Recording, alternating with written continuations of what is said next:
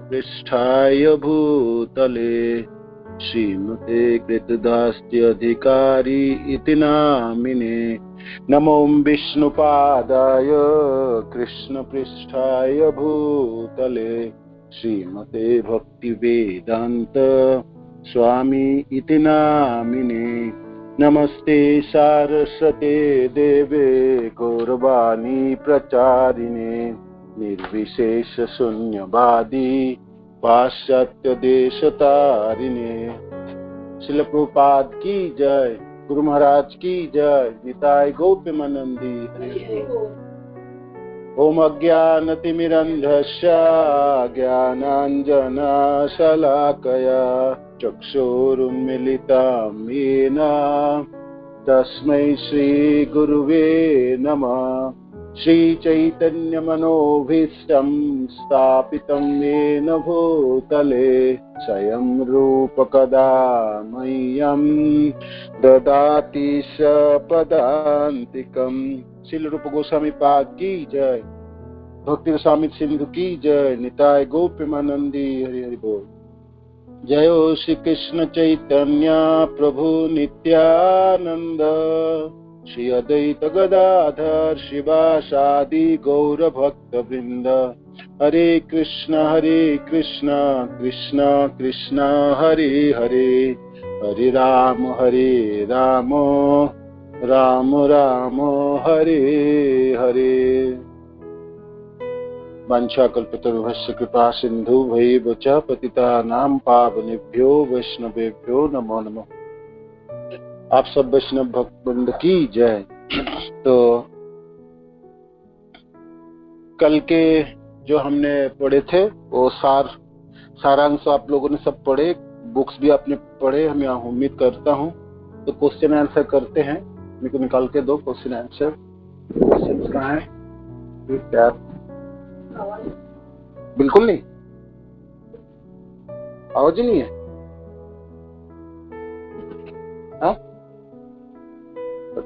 हरे कृष्ण सुन पा रहे? कोई अनम्यूट करके बताए तो।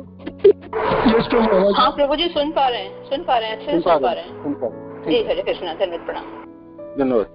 तो क्वेश्चन से कल के जो था वो निकालते हैं।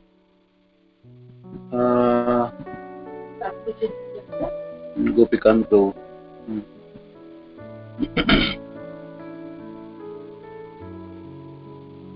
तो सब बताना शुरू की। हाँ, श्लोक है। हाँ, प्राप्ति सिद्धि क्या है उदाहरण देकर समझाइए। प्राप्ति सिद्धि क्या है उदाहरण देकर समझाइए। अजित कृष्ण प्रभु, कल तो आप थे नहीं, तो आपने पढ़ाई किए होंगे, बताइए प्राप्ति सिद्धि क्या है। हरे कृष्ण प्रभु जी, धन्यवाद। बताओ जी प्रभु जी। प्राप्ति सिद्धि प्रभु जी, जैसे कि इसमें बता रहे थे, कल के क्लास में मैंने सुना था, पढ़ाई कर रहा था। तो इसमें जैसे कि प्राप्ति सिद्धि है कि कोई व्यक्ति कहीं भी बैठ के, और अगर वो सिद्धि प्राप्त कर ली उसने, तो वो अपने हाथ को आगे उठा के वो चंद्रमा तक को छू सकता है, या दूसरे ग्रह को भी छू सकता है, या फिर किसी भी स्थान से दूसरे स्थान पे कोई चीज, जैसे हम देखते थे उसमें वो आते थे सीरियल आते थे, या उसमें कि एकदम से कोई व्यक्ति गया और कुछ उसने हाथ में प्रकट कर लिया, या उठा के लिया, या कुछ कर लिया। तो ये प्राप्ति सिद्धि के द्वारा ये सफल वो पॉसिबल है कि वो किसी भी स्थान से कुछ चीज उठा के लाना हो, अपने हाथ को जितना मर्जी चाहे उतना लंबा कर सकता है। यस, धन्यवाद। दूसरे क्वेश्चन है, लघिमा सिद्धि क्या है उदाहरण देकर समझाइए। लघिमा सिद्धि क्या है उदाहरण देकर समझाइए। तो कृष्ण गोपाल प्रभु बताइए, लघिमा सिद्धि उदाहरण देकर समझाइए।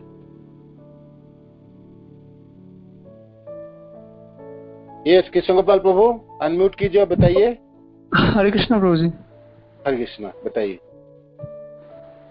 प्रभु जी। हमें याद नहीं, हम कल कोई बात नहीं, दूसरे को पूछते हैं। कुंदलता माता जी बताइए। हरे कृष्णा प्रभु जी। हाँ, लघिमा सिद्धि के लिए पूछा आपने ना प्रभु जी? जी, लघिमा सिद्धि क्या? हाँ। इस सिद्धि के द्वारा योग सिद्धि जो होती है, वो अपने शरीर को बहुत हल्का बनाकर किसी भी लोक में प्रवेश कर सकते हैं। जैसे योगी लोग सूर्य की किरणों के सहारे सूर्य लोक में प्रवेश कर सकते हैं, इसी तरह बहुत अपने शरीर को हल्का बना के, जैसे हनुमान जी का इसमें उदाहरण है कि वो बहुत अपने शरीर को हल्का बना के ऊपर जाके उन्होंने सूर्य को निगल लिया था। ये लघिमा सिद्धि कहलाती है। बहुत सुंदर, धन्यवाद। तो इसके बाद की जो प्रश्न है, किस प्रकार की सिद्धि के द्वारा योगी केवल अपनी इच्छानुसार संपूर्ण लोक की सृष्टि और संहार कर सकता है? किस प्रकार की सिद्धि के द्वारा योगी केवल अपनी इच्छानुसार संपूर्ण लोक की सृष्टि और संहार कर सकता है? तो ये प्रश्न के उत्तर दीजिएगा कुंडलता परम करुणा माता जी, आज ज्वाइन किए, ठीक है। रूपा माता जी आप भी आज ही ज्वाइन किए होंगे। सत्यप्रिया माता जी बताइए, कल क्लास में थे आपने, ये बताइए इसके उत्तर।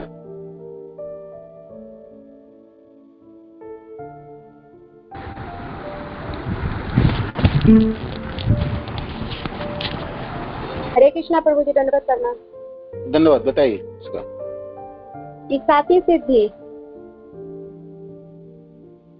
कौन सा सिद्धि से, क्या नाम? इसाता। इसीता। हाँ, इसीता। जिससे वे इस लोक के किसी भी अव्यवस्था को निविष्ट कर सकता है, किंतु इस सिद्धि से योगी अपने इच्छा अनुसार संपूर्ण लोकों की सृष्टि और उसका संहार भी कर सकता है। इसीता सिद्धि। तो ये इसीता सिद्धि, तो ये कौन सा उदाहरण था? किसने ऐसे किए थे? क्या उदाहरण, कौन बता सकते हैं? त्रिशंकु का उदाहरण दिया था प्रभु जी, आपने त्रिशंकु का उदाहरण दिया था। हाँ, त्रिशंकु का। विश्वामित्र ऋषि ने त्रिशंकु के लिए स्वर्ग लोक बना के दिए थे, है ना? तो ये एक पूरे लोक बना के दिए उनके लिए, और फिर बाद में उन्होंने संहार कर दिए थे जब ब्रह्मा जी आदि ने सब उनको किए, जो ऐसा ना करो, सृष्टि की संचालन में इसका विघ्न होगी, 2 स्वर्गलोक हो जाएंगे तो फिर वो ठीक नहीं है। तो फिर विश्वामित्र जी ने उसके संहार भी करा दिए थे। तो ये त्रिशंकु का नाम ये त्रिशंकु ही था? पहले भी त्रिशंकु नाम था या बाद में त्रिशंकु पड़ा था? नहीं, उसका नाम ही त्रिशंकु था। उसके नाम से हम लोग कभी कभी कहते हैं कि भाई आपकी कोई दशा नहीं होगी, त्रिशंकु के जैसे लटक जाओगे, तो वो है त्रिशंकु, उसका नाम था त्रिशंकु का। जी प्रभु जी, धन्यवाद। हरे कृष्ण। इसके बाद की जो प्रश्न है, प्राकंप्य तथा इसके बाद की प्रश्न है, किस प्रकार की सिद्धि से वशीकरण किया जा सकता है? किसी को भी वशीभूत किया जा सकता है, वो सिद्धि का नाम क्या है? तो बताइएगा, एक सेकंड। कौन है अभी? ये है सत्य। हाँ, नर्मदा माता जी बताइए आप, कौन सा सिद्धि? हरे कृष्णा प्रभु जी, दंडवत प्रणाम। प्रभु जी, वशीता सिद्धि के द्वारा वशीकरण किया जाता है। और क्या उदाहरण है, कहाँ पर होता है ये वशीता सिद्धि? वशीकरण प्रभु जी ये कामाख्या देवी के यहाँ पे होता है, जो कामाख्या कौन सी असम में कामाख्या देवी का मंदिर है, वहाँ पे ये योग सिद्धि सीखी जाती है प्रभु जी। ये सिखाया जाता है और सीखी जाती है। आपको सीखना है तो आप जा सकते हैं कामाख्या मंदिर। सीखना है आपको? नहीं प्रभु जी, भक्ति सीख लूं वही बहुत है। बहुत अच्छा। हरे कृष्ण। तो इसके बाद की क्वेश्चन है,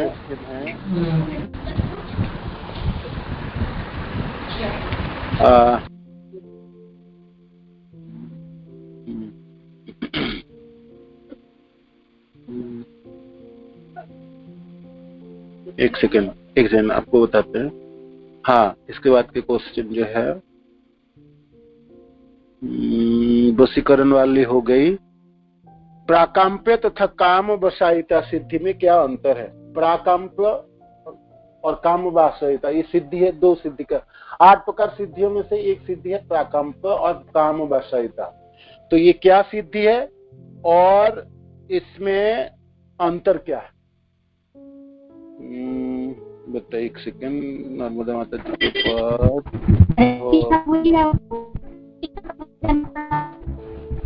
धन्यवाद। मैं बताता हूँ, जिसको मैं बताता हूँ वो बताएंगे, ठीक है। मंगला गोपी माता जी बताओ ये दोनों सिद्धि क्या है और इसकी डिफरेंस। हरे कृष्ण प्रभु जी, दंडवत प्रणाम। धन्यवाद।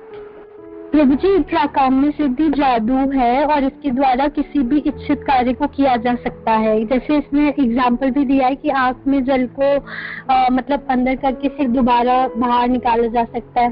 और काम वस्तुता सिद्धि भी एक जादू है, और दोनों में डिफरेंस ये है कि प्राकाम्य सिद्धि जो है वो प्रकृति के दायरे में ही प्रभाव दिखाती है, और कामावस्थिता जो है वो प्रकृति के विरुद्ध असंभव कार्य भी कर सकते हैं उसके द्वारा। वो ठीक है, बहुत सुंदर, ठीक है। और इसके बाद की क्वेश्चन, हरे कृष्ण, योग शक्ति की सर्वोच्च सिद्धि कौन सी है? इसमें कल हम पढ़े थे योग सिद्धि की सर्वोच्च सिद्धि। योग सिद्धि में जो 8 प्रकार योग सिद्धि, लीला माता जी बताइए योग सिद्धि की सर्वोच्च सिद्धि कौन सा है? आप सुन रहे तो है भी क्लास में, ठीक है। उसके बाद मंगला गोपी माता जी के बाद और कोई? हाँ, राधा लीला माता जी आप बोलिए, इस प्रश्न का उत्तर बताइए। योग सिद्धि की सर्वोच्च सिद्धि है कामावस्थिता।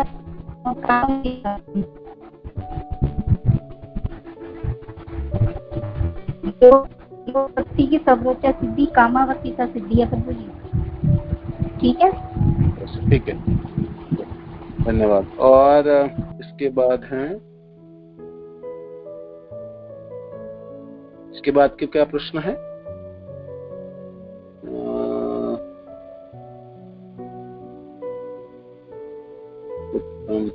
इसके बाद की है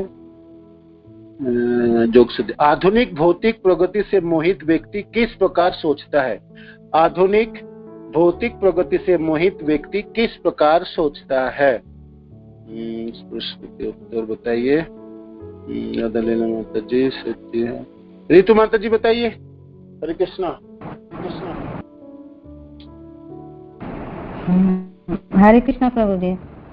हरे कृष्णा प्रभु जी, आधुनिक भौतिक प्रगति में मूर्खता पूर्वक सोचता है, क्योंकि कृष्णा भावनामृत आंदोलन कम बुद्धिमान लोगों के लिए है। वो ये सोचता है, और ये सोचता है कि मेरे पास तो सब चीज है ही है, परिवार है, घर है, सुंदर सब चीज है, भौतिक सारी सुख सुविधाएं हैं, ये सोचता है। इसलिए वो मूर्खता वक्त यही सोचता है कि हम ज्यादा सुखी हैं भौतिक जीवन। हाँ, हम लोग ज्यादा सुखी है, भक्ति जो करने वाले सब पागल है ना? वो जी जी।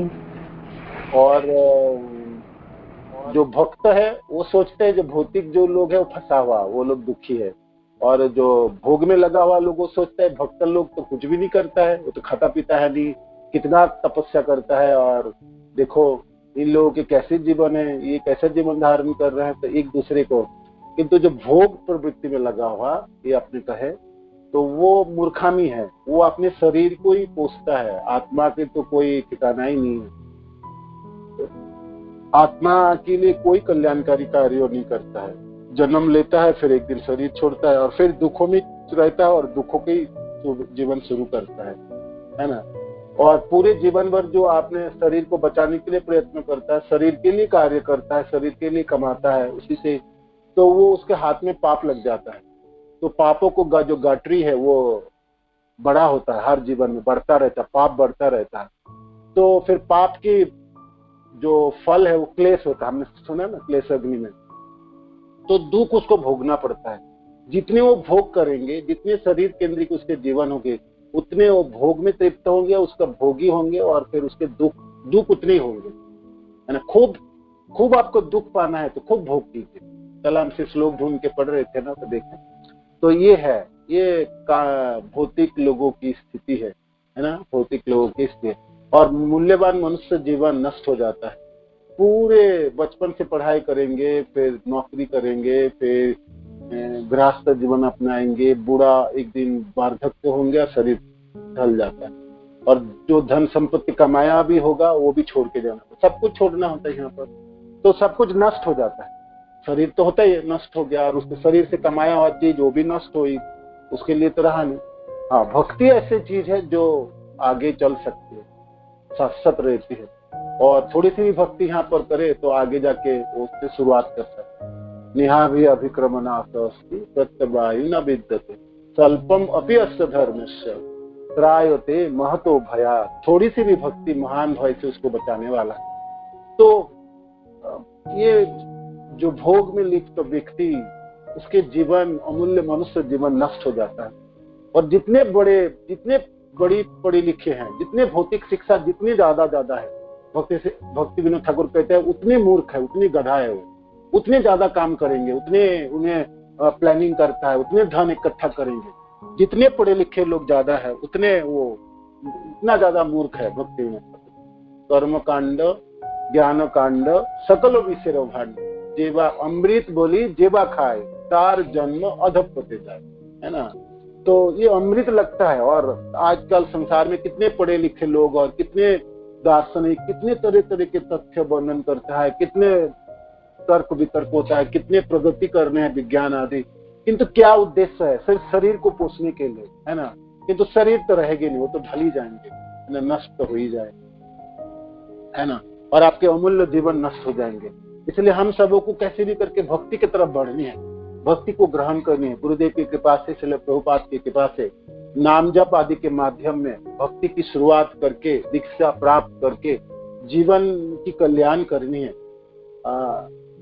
प्रहलाद महाराज कहते हैं, भाई आप थोड़ा बुद्धिमान हो तो अपना स्वार्थ तो देखो, स्वार्थ गति में विष्णु, है ना। ये अपने स्वार्थ क्यों नहीं देखते हो, है ना। अपने स्वार्थ की तरफ आप अपने भलाई का क्यों नहीं करते हो, है ना। अपनी भलाई तो ये है जी, आपको कैसे भी करके गोविंद चरण आश्रित, गोविंद भगवान कृष्ण के चरण आश्रित होनी पड़ेंगे, है ना।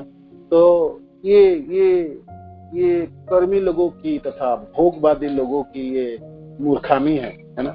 इसमें आप कह सकते हैं। इसके बाद की जो प्रश्न है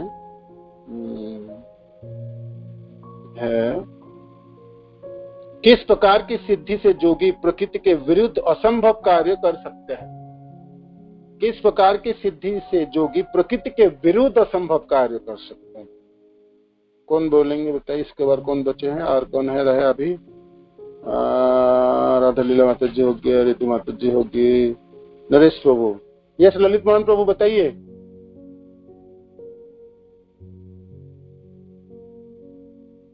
ललित मोहन प्रभु अनम्यूट कीजिए अपने को, बताइए प्रश्न के उत्तर।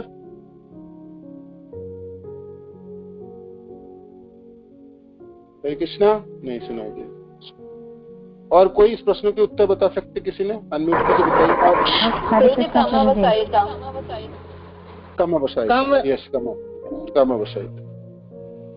इस प्रकार सिद्धि। किस प्रकार के व्यक्ति मूर्ख है और वह मूर्खता बस किस प्रकार सोचते हैं? किस प्रकार के व्यक्ति मूर्ख है और वह मूर्खता बस किस प्रकार सोचते हैं? आरती माता जी बताइए इस प्रश्न के उत्तर। आरती माता जी प्रश्न के उत्तर दीजिए। हरे कृष्ण प्रभु जी, दंडवत प्रणाम। दंडवत प्रणाम। बताइए। जो व्यक्ति बहुत सारे भौतिक ऐश्वर्य में है, बहुत सारे ज्ञान, भौतिक ज्ञान आहरण किया है, बहुत पोजीशन में है और वो सोचते हैं कि मैं ही बुद्धिमान हूँ, और वो सोचता है कि मेरे पास बंगला है, गाड़ी है, भौतिक ऐश्वर्य है, मान सम्मान है, ठाट बाट है, परिवार है, विलास व्यसन है, मैं जीवन को उपभोग करता हूँ, तो मैं अधिक सुखी हूँ। लेकिन उसको मालूम नहीं है कि एक क्षण में ये भौतिक सुख सब खत्म हो सकता है और उसके बाद उसको फिर ये जन्म मृत्यु चक्र में घूरना पड़ता है। तो वो मूर्ख है लेकिन अपने को विज्ञ समझता है। ये मनुष्य जीवन का जो अर्थ है, जो हमारा आत्मकल्याण करना है, हमारे शाश्वत स्वरूप को जानना है और हम जो गोलोक धाम से आए हैं, भगवान ये उनको मालूम है। तो वो मूर्खता बस सोचता है कि हम लोग बहुत ज्ञानी हैं और वो जो लोग जो भक्ति करते हैं वो लोग बहुत मूर्ख है, कुछ भी एंजॉय नहीं करते, वो लोग मूर्ख है। तो इस प्रकार मनुष्य को भागवत में दो पैर का पशु बनना क्या गया है, 2 legged एनिमल बनना क्या है। सो वो मनुष्य शरीर पाके भी पशु के तरह ही जीवन व्यतीत करते हैं। बहुत सुंदर, बहुत सुंदर, धन्यवाद। लास्ट क्वेश्चन कल की चर्चा। हरे कृष्णा, धन्यवाद। किस प्रकार के व्यक्ति हो गया, किस प्रकार भौतिक ज्ञान की प्रगति से, किस प्रकार भौतिक ज्ञान के प्रगति से मनुष्य अधिक मूर्ख बनता है, अधिक मूर्ख बनता है। तो इसमें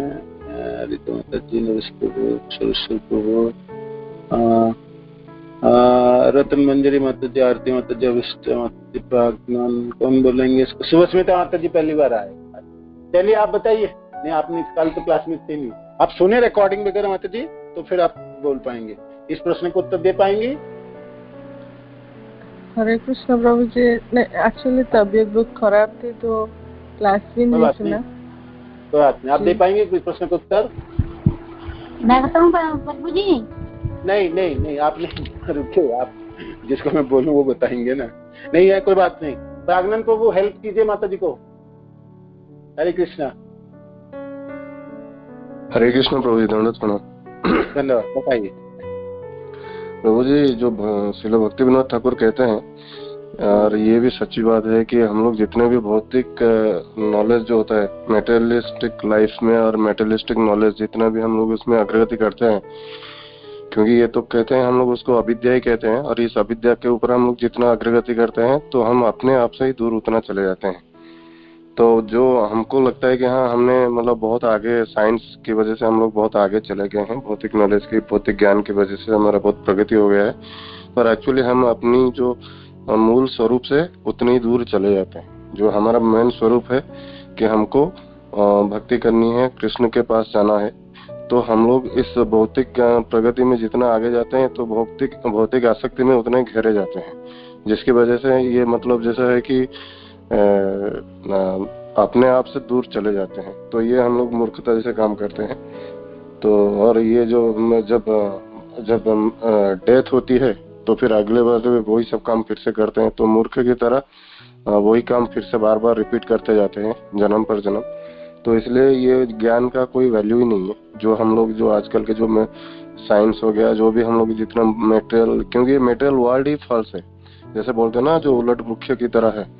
तो कोई जितने भी हम आगे जाएंगे तो वो तो उसका कुछ ये नहीं है, बस थोड़ी सी ज्ञान होता है, बट उसमें एक्चुअल नॉलेज से हम दूर चले जाते हैं। तो इसलिए हमको मूर्ख कहा जाता है। ये मतलब हाँ, फंस ही जाते हैं। जैसे कि जैसे एक तालाब में मछली जो होता है, जब कांटे को छूता है तो उसको लगता है कि नहीं मैं उसके और छटपटाऊंगा तो निकल जाऊंगा, और उसके साथ जितना ये करता है तो उतना ही फंसता जाता है। ये वैसा ही सिचुएशन है। हरे कृष्ण।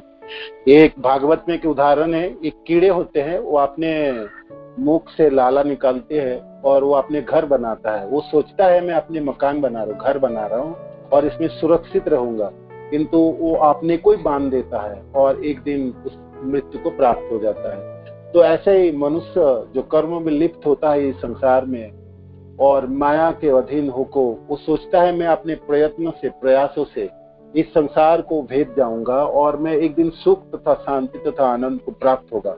जितने प्रयास करता है, जितने प्रयत्न वो करता है, उतना वो फंसता जाता है ना। और जो अदृश्य जो बंधन है, जो श्रृंखला है, उसको बांधते चली जाती है और उसको खुद भी पता नहीं जो कब बांध गया है।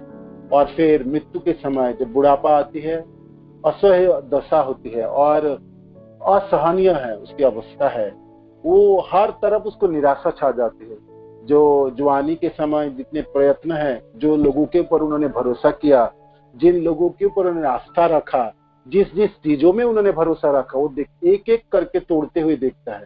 जब टूट जाता है वो देखता है मेरे पास तो कुछ रहा नहीं, सब कुछ मैंने कोई भरोसा देने वाला भी नहीं, कोई सहारा देने वाला भी नहीं, कोई हाथ पकड़ने वाला नहीं है। और मृत्यु के समीप होता है तो उसका भय उत्पन्न होता है। तो भय से वो विफल हो जाता है ना, रोता बिलखता हुआ अपने शरीर को छोड़ता है और उस दशा को प्राप्त होता है जिस दशा में उन्होंने शरीर को छोड़े थे।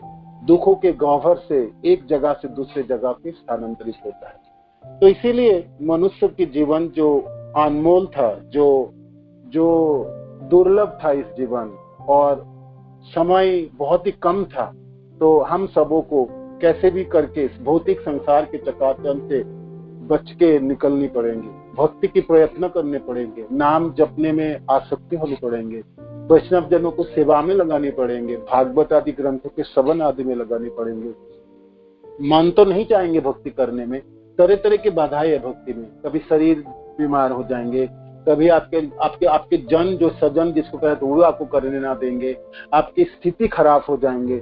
जैसे आप छोटी सी कोरोना वायरस की वजह से देखो पूरी संसार आज बिल्कुल त्रस्त है ना। तो कब क्या होने वाला क्या पता है। तो जब आपके पास समय है, जब आपके पास शक्ति है और आपके पास बोलने की ताकत है, पढ़ने की, सुनने की, तो ये उपयोग कर लीजिए। ये आपके पास नहीं रहेंगे, ये भगवान कृष्ण द्वारा प्रदत्त आपके इंद्रिय हैं, तो ये कब छीन लिया जाएगा कोई पता नहीं, है ना, कोई पता नहीं। इसलिए भक्ति करते समय आप बिल्कुल प्रयत्न हो जाइए और आप ये सोचिए कि जी कल क्या पता, कल मेरे पास होगा या ना होगा। तो आज की जो साधन है वो तो मैं पूरी अच्छी तरह से करूँ। कल मेरा शरीर छूट जाए रात के समय, तो कल के तो साधन से वंचित हो जाऊंगा ना। तो आपको हर समय ये सोचना है कि मैं मृत्यु पीछे खड़ी है और किसी भी समय वो पकड़ के अपने मुख में ले लेंगे ग्रास, है ना, बिल्कुल कब लेंगे कोई पता ही नहीं चलता। तो परीक्षित महाराज को तो 7 दिनों के समय पता था, हम लोगों को तो एक क्षणों को भी पता नहीं। तो भक्ति एकमात्र उपाय है जो अपने दुखों से आपको बचा सकता है, आपको शाश्वत आनंद को प्राप्त करा सकता है, आपको सारी समस्याओं को जड़ से उखाड़ के फेंक सकता है और आपकी कोई प्लानिंग करने की जरूरत नहीं है। ना होगी जन्म, ना होगी मृत्यु, निरंतर सेवा में, शाश्वत सेवा में लग जाएंगे और आनंद की जीवन प्राप्ति हो जाएंगे, है ना।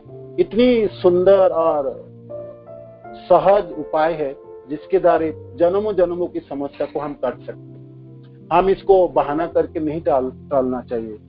आप पूरे शक्ति से भक्ति करने के लिए प्रयत्न करिए और उसी चीजों के यहाँ पर वर्णन है। ये फिर आप बाकी सब चीजों के लिए, भोग के लिए आसक्त ना हो। भौतिक भोग तो क्षणिक है और नष्ट होने वाला, उससे ऊपर है ब्रह्मानंद। और ये है योग सिद्धि की बात है। ये 8 जो सिद्धियां है आप पढ़ रहे थे कल, और आज जो प्रश्नोत्तर हुई, तो ये सिद्धियां किस काम की है बताइए। आपकी प्राप्ति हुई, इसिता हुई, अनिमा हुई, लघिमा हुई, और महिमा सिद्धि के बाद काम वशायिता, प्राकंप, ये सब सिद्धि से क्या होने वाला है। ये तो भोग वस्तु की प्राप्ति करा है। आध्यात्मिक तो कोई कल्याण होने वाला है नहीं, दूसरे को उपद्रव कराने वाला, दूसरे को ठगने के लिए है। आप वशीकरण सिद्धि कर भी लेंगे, उसे आपके क्या लाभ होने वाला, दूसरे का आप बस में भी कर लेंगे। मृत्यु को बस में कैसे करेंगे आप, मृत्यु तो आपके चौखट में है, मृत्यु तो आपको होने वाला है। आप दूसरे के मन को बसीभूत करके उनको आपने पीछे पीछे घुमा भी लीजिए, उसके धन भी लूट लीजिए, किंतु लाभ क्या होने वाला। आप मृत्यु के दिन आपको कौन बचाने वाला है ना। श्रील प्रभुपाद इसलिए तो कहते थे आप बहुत बड़े जादूगर है और ये सारा जादू दिखा सकते हो, किंतु मेरे को एक जादू सिखा दो जिससे मैं मृत्यु को रोक सकूं, है ना। तो जादूगर कहते हैं नहीं प्रभुपाद ये तो मेरे नहीं, वो सीखने के लिए मैं आपके पास आऊं। तो प्रभुपाद हम सबों को वो प्राप्ति कराए जो आपको भक्ति करके इस संसार की सारी समस्याओं को निर्मूल कर दी, ठीक है ना। सिद्धि हमारे काम में नहीं है, ठीक है, ये देखने में सुनने में बहुत अच्छा लगता है, जो लोग जोगी बनता है, जोग सिद्धि अपनाता है, किंतु ये कड़ी के भाव है। भक्ति के सामने इसकी क्या भाव है बताइए, कोई मोल नहीं है। भक्ति के बराबर की तो बात क्या बात है, भक्ति के सामने तो तुच्छ है, तृण के समान ही सब सिद्धियां है और आपके अमूल्य मनुष्य जीवन को नष्ट कर रहा है और आपको नरक की गति भी दिला सकते। वशीकरण करके, वशीता सिद्धि से किसी को वशीकरण कर लिए वो पाप कर्म है, किसी को चोरी धन लूट लिए वो तो आपको नरक की गति दिलाए, है ना। और आपने चांद को छू भी लिया अपने उंगली से, उससे लाभ क्या होने वाला। चांद को छूना है, आप संध्या के समय खड़े हो कि चंद्रमा को देख लो, चंद्रमा की शोभा देख लो, चंद्रमा को देखते ही भगवान कृष्ण को याद कर लो। ये भी भगवान की एक अद्भुत, भगवान की दोनों आंखें है ना, एक सूर्य चंद्र कहते हैं, और तो वो आपके काम है। उससे तो प्राप्ति से तो बहुत अच्छा है। और मानो कि आपने हाथ बढ़ा के कंधार की किसी बागीचा से आपने एक बड़ी अनार लाके भी लाए, तो उससे क्या है, आपके पास 20 रुपया है या 30 रुपया है तो अनार खरीद करके खा लो, उसके लिए आपको प्राप्ति सिद्धि की क्या जरूरत है। तो ये सब आप एक एक करके आप देखोगे, बुद्धि थोड़ी सी आप लगाएंगे तो देखेंगे ये सब क्या मोल है इसका, कोई इसकी कोई मूल्य है ही नहीं। इसलिए वो जर्मन रिसर्चर जो आए थे भारत में, वो आए थे जिन्हें सिद्धि जोग सिद्धि प्राप्त करूंगा, तो उन्होंने हरिद्वार, ऋषिकेश, पूरा हिमालय में घूम के देखने के बाद देखे ये जो जोगी लोग जो सिद्धि प्राप्त करता है और उसके बाद जो ये लोग को फल होता है, ये फल तो विज्ञानी लोग प्राप्त कर लिए। जैसे अनिमा पत्थरों के अंदर जा सकता, आजकल पत्थर को तोड़ के सुरंग बन गया। तो बहुत सारी चीज तो विज्ञान ने कर लिया, आने वाले दिनों में विज्ञान कर भी लेंगे, है ना। चंद्रमा में तो जान पहुंचने वाला है, पहुंच गया, तो एक दिन मनुष्य भी पहुंच जाएंगे, किंतु पहुंच के होगा क्या? चंद्रमा में पहुंचने से आपके मृत्यु तो नहीं रोका जाएगा, जन्म मृत्यु के चक्र तो नहीं भेद कर पाएंगे, आपके शाश्वत आनंद की तो प्राप्ति नहीं होगी। आपने बहुत बड़ी आपने महाकाश जान बना ले, घर भी बना ले, मकान बना ले, आप सोचे चलो सिप्रा सान सिटी छोड़ के मैं चंद्रमा में कॉलोनी बना भी लिया, रह भी लिया, तो लाभ होने वाला क्या? लाभ तो कुछ है नहीं। तो ये इनकी माने इनकी निष्कृष्टता का दोहराता है। तो उसी चीजों को वर्णन करने के लिए श्रील प्रभुपाद यहाँ पर योग सिद्धियां की इतने सारे वर्णन किया। आगे की पैराग्राफ आप पढ़ते हैं, हम शुरू करते हैं, इससे थोड़ा सा बाकी है ना, तो इसको शुरू करते हैं। एक पहला पैराग्राफ में ही पढ़ा। प्रभु जी एक महिमा सिद्धि के बारे में थोड़ा बता दीजिए। हाँ, आपको प्राप्त करना है माता जी महिमा सिद्धि? नहीं, वो क्या होता है ये बता दीजिए। नहीं, करना तो नहीं है, पर क्या होता है प्रभु जी? महिमा सिद्धि जो है, माने व्यक्ति अपने आप को बहुत बड़ा बना सकता है, लंबे चौड़े किसी जगह और किसी दिशा को घेर सकता है, कोई जगह को पूरा ग्रहण कर लेते हैं और कितने लंबे हो सकता है। जैसे महिमा ये भी एक ये है। और आप तो जैसे हनुमान जी ने अपने को बढ़ाया था ना, जब वो छलांग लगाना था वहां से रामटीला जो है आज भी है, वो जगह के नाम क्या है, रामेश्वर टेम्पल, हम जब जाते गुरुदेव के साथ दर्शन करने तो धनुषकोटी, हाँ धनुषकोटी, ये धनुषकोटी नहीं, जहाँ से हनुमान जी ने छलांग लगाई वो मंदिर है आज, और वो टीला है, वो बहुत सुंदर, वहां से पूरे सागर आपको दिखता है, इतना सुंदर है ना। धनुषकोटी के पास ही है वो, धनुषकोटी के पास ही, हाँ। तो वो आप वहां से छलांग लगे तो हनुमान जी ने अपने को बढ़ाए, है ना, अपने आकार बढ़ा लिए। तो ये जो जोगी लोग हैं ना, ये सिद्धि से, महिमा सिद्धि से अपने को आकार को वर्धन कर सकते हैं, बड़े बन सकते, है ना। तो ये महिमा सिद्धि की बात आई, ठीक है, ये वर्णन, ठीक है माता जी? जी प्रभु जी। चलिए आगे पैराग्राफ में ही पढ़ के शुरू करता हूँ और आप लोग फिर बाद में, है ना, जैसे बच्चा है ना थोड़ा सा, तो शुरू करते हैं। तो जो लोग न्यू आज पहली बार ज्वाइन किए, तो हम भक्ति रसामृत सिंधु पढ़ रहे हैं और उनमें शुद्ध भक्ति की 6 लक्षणों की वर्णन है, जिनमें से हमने जो 6 लक्षण है उसमें से है क्लेशाग्नि वाले जो पोर्शन है वो हमने समाप्त कर चुके हैं। उसके बाद है शुभदा, सुख प्रदान करने वाले, हर तरह के सुख प्रदान करने वाले, वो वाला पोर्शन हम पढ़ रहे हैं। उनके ये पोर्शन है, भाग है, ये सुख प्रदत्त 3 प्रकार के सुख प्राप्ति होते हैं। भौतिक सुख है जो क्षणिक है और बहुत कम मात्रा में। उसके बाद की सुख है ब्रह्मानंद है, ब्रह्म साजुज्य मुक्ति, वो सुख है। और तीसरी है भक्ति से प्राप्त सुख की बात है। तो ये तीनों सुखों की कंपैरिजन चल रही है और उनमें से योग सिद्धिया की बात आई। आगे हरि भक्ति सुधोदय में कहा गया है कि महान भगवत भक्त प्रहलाद महाराज ने निसंग देव से इस प्रकार प्रार्थना की, हे प्रभु, आपके चरण कमलों में मेरी यह बारंबार विनती है कि मेरी भक्ति दृढ़ से दृढ़तर हो। मेरी यही प्रार्थना है कि मेरा कृष्ण भावनामृत अधिक प्रबल और स्थायी हो, क्योंकि कृष्ण भावनामृत तथा भक्ति से प्राप्त होने वाला सुख इतना शक्तिशाली होता है कि इससे धर्म, अर्थ, काम तथा मोक्ष जैसी अन्य सारी सिद्धियां प्राप्त हो सकती है। ये हरिभक्ति सुधोदय की बहुत सुंदर है, प्रभुपाद ने यहाँ पर कोट किए हैं। तो प्रहलाद महाराज की प्रार्थना है, नरसिंह भगवान जब प्रकट हुए तो प्रहलाद महाराज ने प्रार्थना किया, ये मेरे को बाकी सारे कुछ नहीं चाहिए, मेरे को चाहिए क्या? आपके चरण कमलों में मेरी यह बारंबार विनती है कि मेरी भक्ति दृढ़ से दृढ़तर हो। तो ये प्रार्थना हम सबको भी है। जी हम भक्ति कर रहे हैं सब और भक्ति के रास्ते पे चल पड़े, तो पता नहीं सबके पास कितनी समय बचा हुआ है, किसके पास कितने साल है, किसी के पास 2 है, किसी के 10 है, किसी के 20 है। तो प्रगति हमको बहुत जल्दी करनी है, द्रुतता से करनी है। इन मृत्यु नजदीक है ना, हमको पता नहीं है ना, वो अनजान है हम, तो इसीलिए हम बहुत तीव्रता से भक्ति नहीं करें और शरीर छूट जाए तो मनुष्य जीवन नष्ट हो जाएंगे, और आगे जीवन में क्या कहाँ पर जन्म होगी और कैसे जन्म होगी। गहना कर्मणा गति, कर्मों की गति इतनी गहन है, हम उसको नियंत्रण नहीं कर सकते, है ना। वो और कोई नियंत्रित करते हैं, वो भगवान नियंत्रित करते हैं या भगवान के द्वारा प्रदत्त देवता जन्म लोग नियंत्रण करते हैं। तो वो हमारे हाथों में नहीं रहता, हमारे हाथ में इस समय है। इस समय हम भक्ति कर सकते हैं और अच्छे से कर सकते हैं और दृढ़ता के साथ, जब तक हम जीवित हैं। शरीर छूट जाए भाई तब तो कैसे करेंगे बताओ, नहीं कर पाएंगे ना मरघट में। और फिर कहाँ पर जन्म होगी क्या पता, और मनुष्य जीवन ही होगी इसका गारंटी भी क्या होगा, ये भी गारंटी नहीं है ना, ऐसे गारंटी भी नहीं है। भरत महाराज ने पुलह आश्रम में जाके भक्ति करना शुरू किए थे, हिरण के बच्चे में फंसे और शरीर छोड़ते समय हिरण को याद किए, तो कालांतर पर्वत पे जाके हिरण के माँ के गर्भ में जन्म ले लिए, है ना। तो बताओ पशु जीवन प्राप्त हो गया। बाद में ठीक है, उनको भगवान की कृपा से याद रही तो पुलह आश्रम वापस आए और अपने हिरण जोनी में जन्म होते हुए, पशु जोनी जन्म होते हुए वो पुलह आश्रम के चारों तरफ घूमते थे, सूखा पत्ता खाते थे और भक्तजनों के, महात्मा जनों के झूठन खाते थे।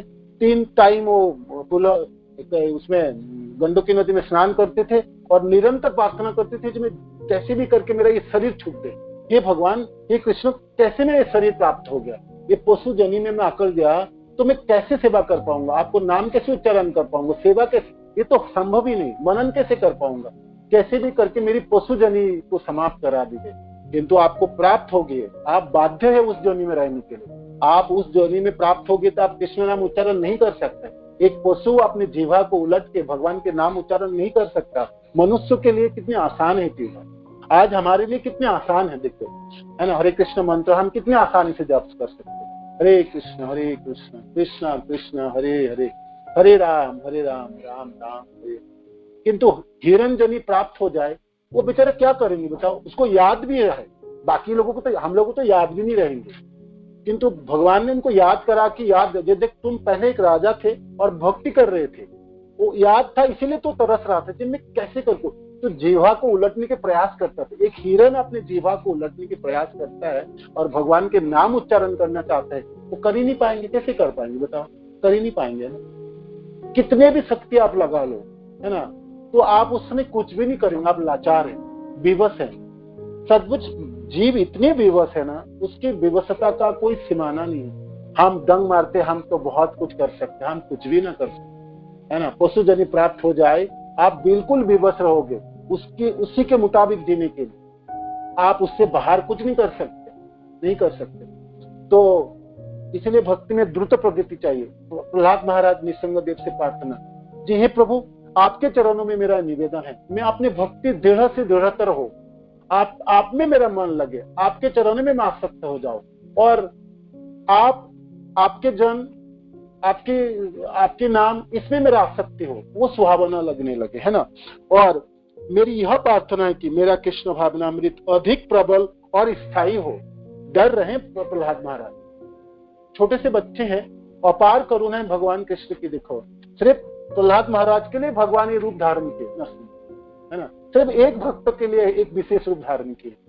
किंतु वो प्रहलाद महाराज कहते हैं जिन्हें मेरे को ना, मेरा जो भक्ति है ये भक्ति कच्चा है मेरा, इसको मैं स्थायी बनाना है, इसको मेरे को ठोस बनाना है और प्रबल बनाना है। तो आपसे मेरी ये प्रार्थना है, मेरा भक्ति मेरा स्थायी हो जाए और प्रबल हो जाए, क्योंकि कृष्ण भावनामृत तथा भक्ति से प्राप्त होने वाला सुख इतना शक्तिशाली होता है कि इससे धर्म, अर्थ, काम तथा मोक्ष जैसा अन्य सारे सिद्धियां प्राप्त है। मेरी को और कोई सिद्धियां चाहिए नहीं, क्योंकि भक्ति के द्वारा सारे सिद्धि मेरा प्राप्त हो जाएंगे। धर्म, अर्थ, काम, मोक्ष चार तो प्राप्त हो ही जाएंगे, इसके ऊपर जो प्रेम है वो प्राप्त हो जाएंगे कृष्ण से। तो मेरे को तो आपके चरणार बिंदु को छोड़ के, आपके भक्ति के अलावा मेरे को और कुछ चाहिए नहीं। और मैं यही प्रार्थना कर रहा हूँ, जाइए हम आपके भक्ति मेरा प्रबल हो जाए, स्थायी हो जाए, और इससे मेरे को आनंद जो प्राप्ति होगी उस आनंद को कोई सीमाना नहीं होता। भक्ति में सुख नहीं प्राप्त होता, भक्ति में आनंद प्राप्ति होती। सुख तो शरीर के लिए होती है ना। कोई कार्य आपने किया, जैसे आपने रसगुल्ला खाए तो आप नहीं, रसगुल्ला की उदाहरण नहीं, किसी सुख की क्या उदाहरण दे सकते हैं? जैसे आपने टीवी खरीद करके लाए, उसमें आपने आंखों में कुछ देख रहे प्रोग्राम, आपको अच्छा लगा तो सुख प्राप्त हुआ, आंखों की सुख प्राप्ति हो गया। कोई आपने कपड़े अच्छे खरीद करके लाए और पहने आपने, उसमें आपकी सुख प्राप्ति होगी। शांति प्राप्ति होती मनों में। शांति प्राप्ति किसमें होते? मनों में प्राप्ति है। जैसे आपने कैसे उदाहरण होगी शांति की? क्या उदाहरण होगी? क्या मन में शांति प्राप्त, सुकून प्राप्त हुआ? नहीं, वो तो भक्ति में हो जाता, वो नहीं, कृष्ण की सेवा नहीं। जैसे मनों में शांति, मन में शांति होती, शांति के कैसे उदाहरण दे सकते, कोई बताइए? हाँ, जैसे कोई अपनी इच्छा किया जी मेरा बेटा क्लास 12 में 90% मार्क्स लाए, और जिस दिन रिजल्ट आए और नोटिस बोर्ड में आप देख रहे हैं ओहो 90% आए, तो बच्चे को तो आपको भी शांति, हाँ ठीक है, किंतु वो भी क्षणिक होती है, वो भी बहुत दिन तक नहीं रहता है, इसलिए मन में शांति होती है। किंतु जो आनंद प्राप्ति होती है वो भक्ति में है, और आनंद आत्मा को होती है। इसलिए सुख, शांति और आनंद तीन शब्द एक जैसा नहीं है। हालांकि पर्यायवाची शब्द एक जैसा हम व्यवहार तो करते हैं, किंतु सुख शरीर में युक्त है, शांति मनों में रिलेटेड है, मन में रिलेटेड, मन से युक्त है, और आनंद आत्मा से माने, और वो आनंद से भक्ति द्वारा ही प्राप्त हो। बाकी किसी कार्य द्वारा आनंद प्राप्ति नहीं होगी, सुख होगी या शांति होगी, आनंद प्राप्ति से भक्ति में होगी। और जितने आपने भक्ति दृढ़ करते चले जाएंगे उतने आपके आनंद की आधिक्य प्राप्ति होगी। ठीक है, ये पैराग्राफ। आगे की पैराग्राफ पढ़िए कोई, उसके बाद की वास्तव में पढ़िए, उसमें से पढ़िए। हरे कृष्णा प्रभु जी। वास्तव में शुद्ध भक्त इन सिद्धियों में से किसी की अभिलाषा नहीं करता, क्योंकि कृष्ण भावना भावित भक्ति से प्राप्त सुख इतना दिव्य और असीम होता है कि अन्य कोई सुख इसकी समता नहीं कर सकता। कहा गया है कि कृष्ण भावनामृत सुख की एक बूंद भी अन्य किसी कार्य से प्राप्त होने वाले सुख के सागर से बढ़कर है। अतएव जिस व्यक्ति ने थोड़ी सी भी शुद्ध भक्ति विकसित कर ली है, वह धर्म, अर्थ, काम तथा मोक्ष से प्राप्त होने वाले अन्य समस्त प्रकार के सुखों को आसानी से ठुकरा सकता है। चैतन्य महाप्रभु का एक महान भक्त, जिसका नाम खोला बेचा श्रीधर था, अत्यंत निर्धन था। उसका बहुत छोटा सा व्यापार था। वह केले के वृक्ष के पत्तों के दोने बनाकर बेचता था। उसकी आय लगभग शून्य थी, किंतु तो भी वह अपनी इस तुच्छ आय का 50% गंगा की पूजा करने में व्यय करता था और शेष 50% से किसी तरह अपनी जीविका चलाता था। एक बार चैतन्य महाप्रभु अपने इस विश्वासपात्र भक्त खोला बेचा श्रीधर के समक्ष प्रकट हुए और उससे इच्छा अनुसार कोई भी ऐश्वर्य मांगने को कहा, किंतु श्रीधर ने कहा कि उसे कोई भौतिक ऐश्वर्य नहीं चाहिए। वह अपनी वर्तमान अवस्था में ही सुखी था और महाप्रभु चैतन्य के चरण कमलों में अविचल श्रद्धा एवं भक्ति की कामना करता था। शुद्ध भक्तों की स्थिति यही है।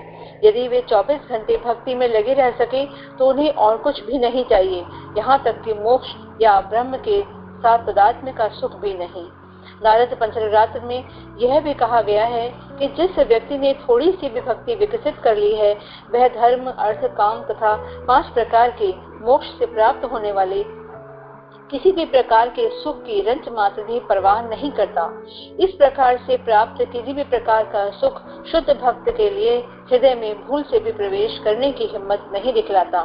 कहा गया है कि जिस तरह रानी की दासियां आदर पूर्वक तथा नम्रता पूर्वक उसका अनुसरण करती हैं, ठीक इसी प्रकार धर्म, अर्थ, काम तथा मोक्ष से मिलने वाले सुख भगवत भक्ति का अनुसरण करते हैं। दूसरे शब्दों में शुद्ध भक्त किसी को किसी प्रकार के सुख का अभाव नहीं खलता। वह कृष्ण की सेवा के अतिरिक्त कुछ भी नहीं चाहता, किंतु यदि कदाचित उसके मन में कोई अन्य इच्छा उठती है तो भगवान भक्त के मांगे ही बिना उसे पूरी कर देती है। हरे कृष्णा। बहुत सुंदर। तो ये आपने पढ़े हैं, ये कोला बेचा श्रीधर की कथा आई और इससे पहले पैराग्राफ में आई। तो इसके बुलेट पॉइंट्स बताइए एक एक करके। ये सारथी माता जी आप बताइए, मंगला गोपी माता जी आप बताओ, नहीं तो दोनों में से कोई। ये तीनों पैराग्राफ की पॉइंट्स बताओ एक एक करके। हरे कृष्ण प्रभु जी। हरे कृष्ण, बताइए माता जी।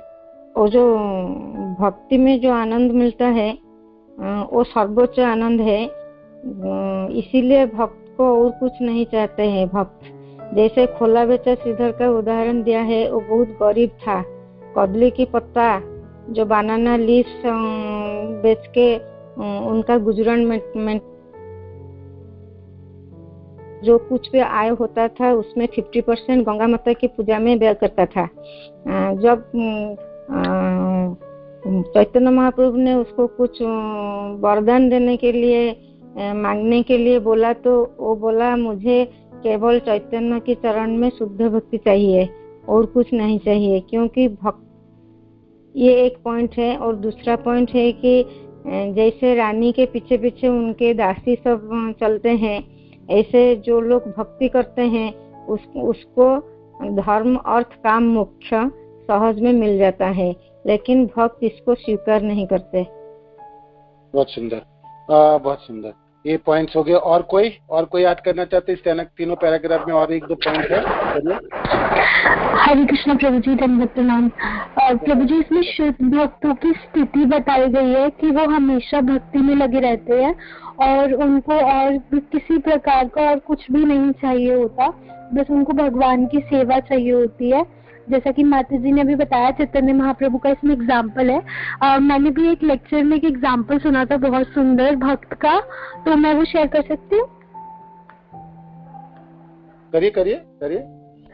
प्रभु जी, एक बार शिव जी और पार्वती जी जा रहे होते हैं, तो एक ब्राह्मण होते हैं, तो वो अपनी कुटिया में भजन कर रहे होते हैं, तो वो काफी निर्धन होते हैं।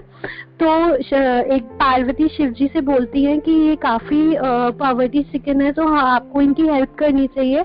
तो शिव जी उनको बोलते हैं कि नहीं, ये तो मेरी हेल्प नहीं लेंगे, ये तो भक्त हैं। तो तभी भी पार्वती माता इंसिस्ट करती है शिव जी को कि नहीं, आप एक बार पूछिए तो सही, हमें तो वैष्णवों की सेवा करनी चाहिए, तो आपको उनकी हेल्प करनी चाहिए। तो वो उनके पास जाते हैं, तो उनकी कुटिया में, तो वो अपनी जो कोपिन होती है वो सील रहे होते हैं, क्योंकि उनकी वो फट जाती है। तो शिव जी उनके पास जाते हैं, तो शिव जी उनको बोलते हैं कि मैं आया हूँ आपके पास, तो आप मुझसे कुछ भी वरदान मांगे, क्योंकि मैं आपकी मदद करना चाहता हूँ। तो वो बोलते हैं कि नहीं प्रभु, मुझे आपकी कोई भी हेल्प नहीं चाहिए। तो वो शिव जी कहते हैं नहीं, मैं आया हूँ तो मैं कुछ तो आपको देके जाऊंगा ही, तो आप मुझसे कुछ भी वरदान मांगिए।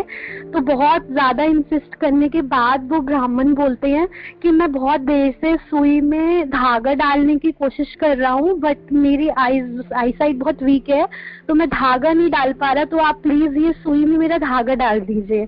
तो ये शुद्ध भक्त की स्थिति बताई गई है कि स्वयं शिव जी उनके पास गए हैं वरदान पूछने की मैं आपको क्या वरदान दूं, बट वो शिव जी से बोल रहे हैं कि अगर आप चाहते हैं तो आप बस एक सुई में धागा डाल दीजिए। तो मतलब यही शुद्ध भक्त की स्थिति बताई गई है कि उनको सच में कुछ भी नहीं चाहिए, भगवान की सेवा के अतिरिक्त और भक्तों की सेवा के अतिरिक्त शुद्ध भक्तों को और किसी भी चीज की अभिलाषा नहीं होती, अन्य अभिलाषिता शून्य। बहुत सुंदर। निष्काम भक्ति जो है निष्काम है, उसकी कोई कामना ही नहीं रहती। वो कामना बीच उनकी कामनाओं की जो प्रवृत्ति है ना, वो समूल विनाश हो जाती है। जैसे ये कर्मी व्यक्ति जैसे धन कमाता है, नौकरी में मानो कि उनकी 50,000 की आमदनी है, महीने की कमाई है, वो तनख्वाह है, वो सोचेगा मेरा प्रमोशन हो तो मेरा 75,000 हो या 1 लाख हो, तो कामना बढ़ती चली जाती है। कामना धधकती हुई आग की तरह है, इसकी कोई सीमाना होती नहीं। तो कुछ तंत्र मंत्र आदि करके, कोई ज्ञान की पढ़ाई करके अच्छा आदमी बन के थोड़ा सा इसको रोका जा सकता है, उसको दबाया जा सकता है, किंतु समूल्य विनाश नहीं किया जा सकता। समूल्य विनाश कामनाओं के तो भक्ति द्वारा ही हो सकती है। भक्ति द्वारा इस संसार के सारे कामनाओं को बीच सहर नष्ट हो जाता है ना। और कोलाबचा श्रीधर की बहुत सुंदर कथा है चैतन्य भागवत में। कोलाबचा श्रीधर, ये खोला बेचा नहीं, कोलाबचा केले बेचते था, केले की पत्ते बेचते थे। केले की पत्ते को वो क्या, केले की पत्ते की जैसे आप उसको क्या दोना बना के बेचता था। हाँ, दोना, केले, कच्चे केले बेचते थे। थोड़ कहता है उसको, जो केले के फूल होता है ना, फ्लावर्स, उसको बोलते हैं। उसके बहुत अच्छे सब्जी बनता है। दिल्ली में तो मिलता है नहीं, थोड़ बहुत कुछ मिलता नहीं है, लोगों को पता भी नहीं। बंगाल कभी जाएंगे तो थोड़ की सब्जी इतनी बहुत अच्छा, महाप्रभु को बहुत पसंद है केले की थोड़ की सब्जी। और क्या है, केले की थोड़, केले की दोने, और केले के पेड़ को काट के उसके बीच के इसको मूल कहलाता है, उसको माजा कहते हैं बंगाली में, मूल है शब्द व्यवहार है चैतन्य भागवत में, वो भी उसके भी सब्जी बनती। तो ये सब बेचता था एक श्रीधर जी, है ना, उसके केले। और बहुत गरीब थे, बहुत गरीब थे। तो महाप्रभु जब निमाई पंडित हुआ करते थे, जब बच्चों को पढ़ाते थे, उस समय महाप्रभु ने संकीर्तन आंदोलन शुरुआत नहीं की थी, निमाई पंडित के रूप में परिचय थे नवद्वीप का। तो घूमते फिरने आते थे गंगा नदी के तट पे, और उन्होंने तो इसमें आते थे, तो उससे केले बेचे श्रीधर के पास आते थे, मेरे को क्या बेच रहे हो, मेरे को आप छोड़ दो, ये दो वो दो। कहते हाँ ले जाओ, ब्राह्मण है भाई, निमाई पंडित ब्राह्मण के पुत्र, और देखने सुनने में इतना सुंदर है, लंबे चौड़े हट्टे खट्टे एकदम, है ना। आके कहते हैं आप इतने दाम में क्यों बेचते हो, है ना, कम दाम में बेचा करो। तो कहता है ब्राह्मण देव, मैं तो कम दाम में बेचता हूँ, मेरे सबसे सस्ता बेचता हूँ, आप किसी से पूछ लीजिए। नहीं आप बहुत दाम लेते हो, ज्यादा, 1 आना लेते हो, आधा आना लो, ये लो 4 आना, मतलब ऐसे करके। तो महाप्रभु चाहते थे इसके साथ बातें करो, है ना। देखो क्या अद्भुत है, भगवान अपने भक्तों से बातें करना चाहते थे। तो केले बेचे श्रीधर को तरह तरह के बात, आप क्यों ज्यादा बेचते हो, कम से बेचना चाहिए, आप सामान की दर इतनी ज्यादा क्यों किया, अच्छा कर भी रहे हो, आपने इतने पैसा कमाते हो, क्या करते हो।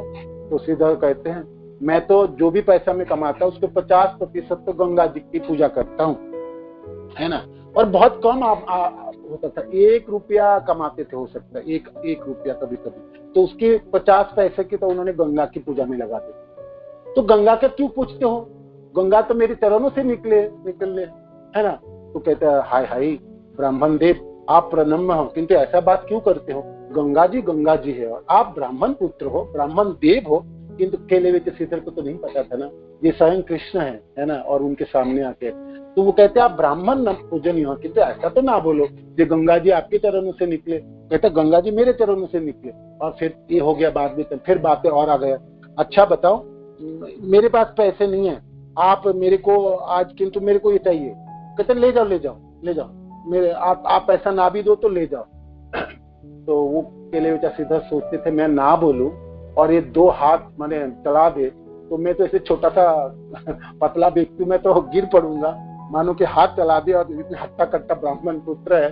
तो झगड़ते थे, मैंने केले बेचा श्रीधर उनको देंगे नहीं और चैतन्य महाप्रभु उनको लेंगे। और किस चीजों के लिए बहस हो रहे, तीनों लोगों के अधीश्वर, है ना, जिनके इशारा से सारे संसार चलती हैं, केले के लिए बात तर्क वितर्क कर रहे हैं। और 1 आना दाम ज्यादा बोला, उस 1 आना को आधा आना करना है। भगवान आधा आने में मानने के लिए तैयार है, माने समय, उतने समय आपने गवाते थे, भगवान को अपने भक्त के साथ रहना होता है। हाँ इतना पैसा क्या करोगे, तुम्हारा घर में बहुत धन है, धन इकट्ठा करके मैं सबको बोल दूंगा तुम धनवान हो। तो श्रीधर कहते क्या धनवान है प्रभु, क्या बात करते हो, मैं गरीब व्यक्ति हूँ और मेरा थोड़ा बहुत जो भी है उसमें मैं अपने घर चला तो आधा पैसा में गंगा पूजा। तो भगवान बात वितरण करते थे, तो और रोज आते थे, रोज यही है, किसी दिन पैसा देके लेते थे, किसी दिन बिना पैसा में लेते थे। और केले बेचा श्रीधर भी अपेक्षा करते थे कि कब आएंगे ब्राह्मण पुत्र और मेरे से तर्क वितर्क करेंगे। देखने में बहुत सुंदर थे ना, ठीक है उनके मुनाफा नहीं होता था, नुकसान होते थे, किंतु श्रीधर को याद आता था कब आएंगे, है ना, निमाई पंडित कब आएंगे, कब मैं देख पाऊंगा। वो नहीं जानते थे भगवान है, किंतु भगवान अपने को छिपाए भी, किंतु उनकी कोई दर्शन करे, कोई बातें सुने, स्पर्श करे, तो वो कैसे भूल सकते थे। केले बेचे श्रीधर के साथ निमाई पंडित गंगा जी के तट पे शाम के समय तर्क वितर्क कर रहे हैं और 1 आना के लिए बात वितंड हो रहा है।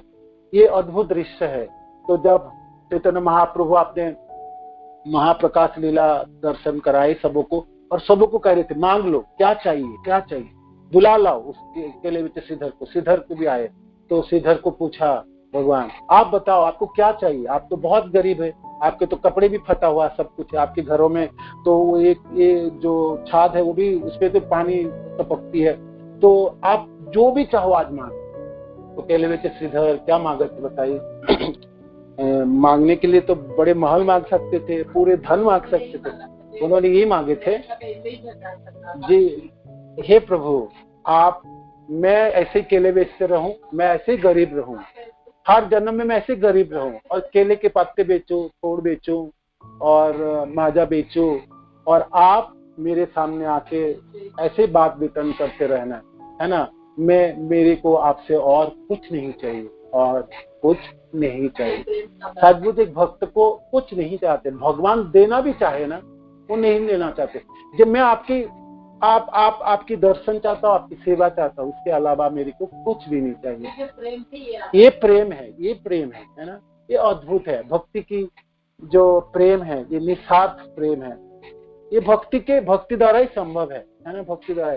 तो कोलाविचा श्रीधर की बहुत सुंदर कथा चैतन्य भागवत में भी है और चैतन्य मंगल में भी है, कभी आपको और अधिक जानना है तो ये दोनों ग्रंथ कभी आप पढ़ सकते हैं। तो इससे हरे कृष्णा प्रभु जी। जी प्रभु जी वो जानते थे श्रीधर ना कि ये भगवान है? नहीं जानते तब तक। अच्छा। जब तक भगवान तो उन्होंने कहा था, जब जैसा इसमें लिखा है कि महाप्रभु के चरण कमलों में अविचल श्रद्धा एवं भक्ति की कामना करता था, तो वो ये क्यों लिखा है फिर?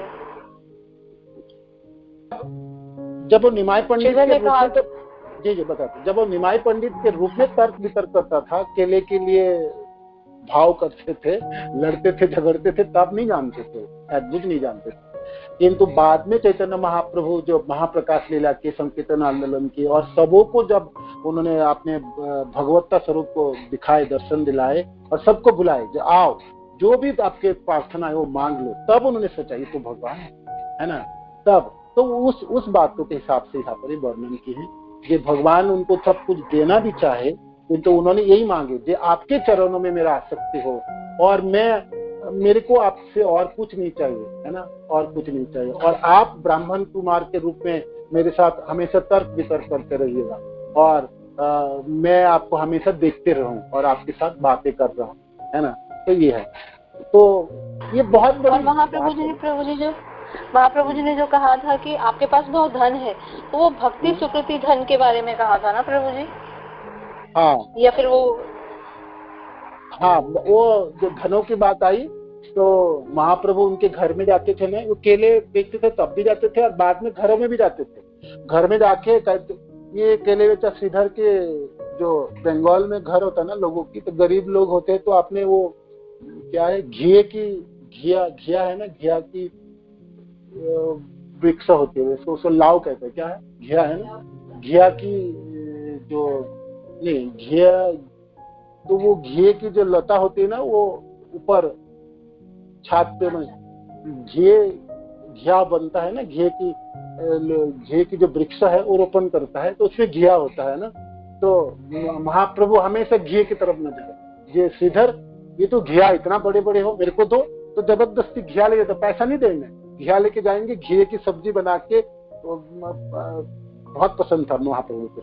घी की सब्जी कैसे बनाते थे, दूध में उसको मिला के और उसमें मिर्च के पाउडर डाल के, उसपे एक जो हमने क्या व्यंजन बनता है, उसको क्या बोलते हैं, है ना, वो व्यंजन बना के महाप्रभु को बहुत प्रसादन करते थे और फिर श्रीधर को आपको बताते। तो श्रीधर बहुत ही गरीब था, तो श्रीधर को कहते हैं महाप्रभु देखो आप हमेशा हरि हरि करते रहते हो, भगवान के नाम जपते हो, तो आपका तो घर में कोई धन ही नहीं है ना। आपका देखो कपड़े देखो कितने गांठ मार के रखे हो, और ये घर की छात देखो वहां तो बारिश तो पकड़ी है, और ये देखो सामने जो चंडी की पूजा करते हैं, मनसा देवी की पूजा करते हैं, वो लोग कितने धनवान है, कितने सुंदर सुंदर कपड़ा पहनते हैं, आप एक काम क्यों नहीं करते हो, ये हरिनाम क्यों नहीं छोड़ देते हो और देवी देवता का पूजा में चले जाओ तो आपको सब कुछ मिल जाएंगे। तो श्रीधर जी कहें देखो ब्राह्मण देव सब अपने अपने भाग्य से प्राप्त होता है, उन लोगों के भाग्य में धन है वो धन प्राप्त करता है, मेरे भाग्य में इतने हैं और मैं इसमें संतुष्ट हूँ, मेरे पास जो चीज है मैं इससे संतुष्ट हूँ, मेरे को कोई कामना है ही नहीं, मेरे को कोई इच्छा है ही नहीं और कोई ग्लानि भी नहीं है, और मैं अपने से संतुष्ट हूँ, मेरे को क्या चाहिए बताओ। मेरे को तो पहनने के कपड़ा है ना, ठीक है, फटा हुआ कपड़ा है किंतु कपड़ा तो है, रहने के लिए घर है ना, ठीक है, घर में छत पे पानी टपकता ठीक है, किंतु रह तो पा रहा हूँ। और देखो जो घी है वो तो आप लेके जा रहे हो, घी की जो पेड़ है वो तो है मेरा छत के ऊपर है, वो भी तो है। तो मेरे पास तो पूरा पूरा भरा हुआ चीज है ना, तो मेरे को कुछ चाहिए नहीं। और दूसरे लोगों को कुछ प्राप्ति है, उनके प्रारब्ध से प्राप्ति है और मेरे प्रारब्ध से मेरा ये प्राप्ति है, तो मैं अपने से संतुष्ट हूँ। बहुत सुंदर सुंदर बात विदा है और पूरे पूरे अध्याय है इसमें 16 बेचा श्रीधर के। तो यहाँ पर श्रील प्रभुपाद इस चीजों को वर्णन करते हैं, जो भक्ति की महिमा वर्णन करते हैं। जो व्यक्ति भक्ति के रास्ते पे चलता है, जो भक्त है, वो निष्काम होता है, वो अपने चीजों में बहुत संतुष्ट रहता है, वो दूसरे की किसी वस्तुओं में उसके कोई निगाह नहीं रहता है। धनवान बनने की कोई होड़ नहीं होता, दूसरे से चीजों को हड़पने की कोई होड़ नहीं होता है ना, अपने से संतुष्ट रहता है ना, और निरंतर संतुष्ट रहते हुए अपने भक्ति को संचालन करता है ना। कृष्ण भक्त निष्काम अतएव शांत है, और बाकी सब अशांत है, कर्मी ज्ञानी सब अशांत रहता है ना, जोगी सब अशांत है, किंतु एकमात्र शांत से कृष्ण भक्त है।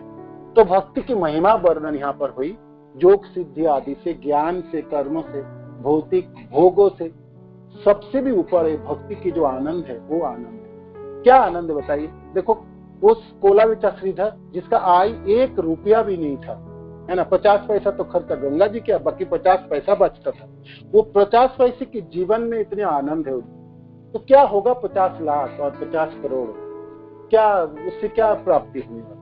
तो ये इसको यहाँ पर वर्णन है। तो ऐसे करके ये सुभदा की सुख भी था, शांति भी था, आनंद है, ऐसे करके हमने सुभदा वाला पोर्शन हमारी समाप्त करी। तो शुद्ध भक्ति के जो लक्षण है 6, उसमें से क्लेशग्नि हमने समाप्त किया, हमने सुभदा आज समाप्त किए। ठीक है, तो अगले सप्ताह में बाकी छोटी छोटी है वो पूरे समाप्त हो जाएंगे। सुदुर्लभा और सांद्रानंद विशेषात्मा, श्री कृष्ण आकर्षण, ये तीनों उस दिन एक ही क्लास में कर लेंगे। और फिर संडे के दिन फिर हमें एग्जाम होंगे फर्स्ट चैप्टर, है ना। आप शनिवार के दिन हमने पूरे समाप्त कर लेंगे और इस फर्स्ट चैप्टर की एग्जाम अगले संडे को है। तो आप इसको अच्छे से पढ़ लीजिएगा, पूरे चैप्टर को पूरे पढ़ के रखिएगा। आपने ये सुदुर्लभा वाला भी पढ़िएगा, सांद्रानंद विशेषात्मा भी पढ़िए और श्री कृष्ण आकर्षण, ये 3 गुण रहे ना बाकी, है ना। तो 4 गुण रहे, 4 गुण 4 रहे। तो 6 लक्षणों में से 2 हमने किए, क्लेशग्नि हमने किए और उसके बाद सुभदा हमने किए, है ना। तो आप लोगों ने समझ पाए, अच्छा लगे आपको सुभदा चीज, और सुभदा के ऊपर कुछ बोलना पड़ेंगे तो आप बोल पाएंगे सब, और क्लास देना पड़ेगा तो आप क्लास भी दे पाएंगे, दूसरे को समझा भी पाएंगे, इसे उम्मीद करता हूँ। बताइए आप सब लोग कैसे है सुभदा, कैसे समझ पाए। ठीक, किसी को प्रश्न है सुभदा के ऊपर?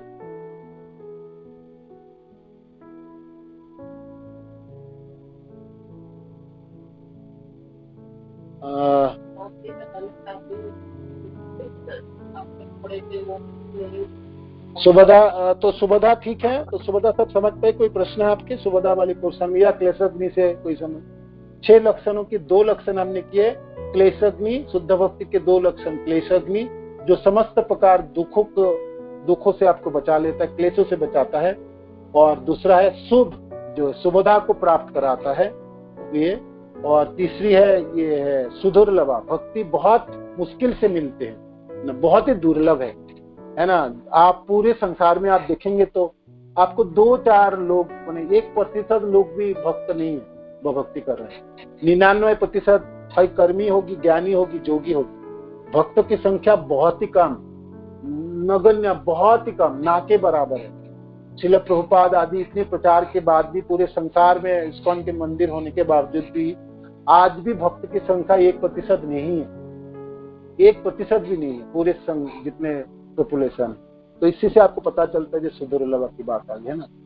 और चौथा जो सांद्रानंद विशेषात्मा, जो सांद्रानंद माने आपको वो सुख प्राप्ति होता है, जो ब्रह्म से भी एकाकार होने का सुख से भी ऊपर और घनीभूत आनंद की प्राप्ति। तो ये सुभदा और सांद्रानंद विशेषात्मा एक ही कैटेगरी देखा जा सकता है, थोड़ी सी भेद है, तो वो आप पढ़ लीजिएगा।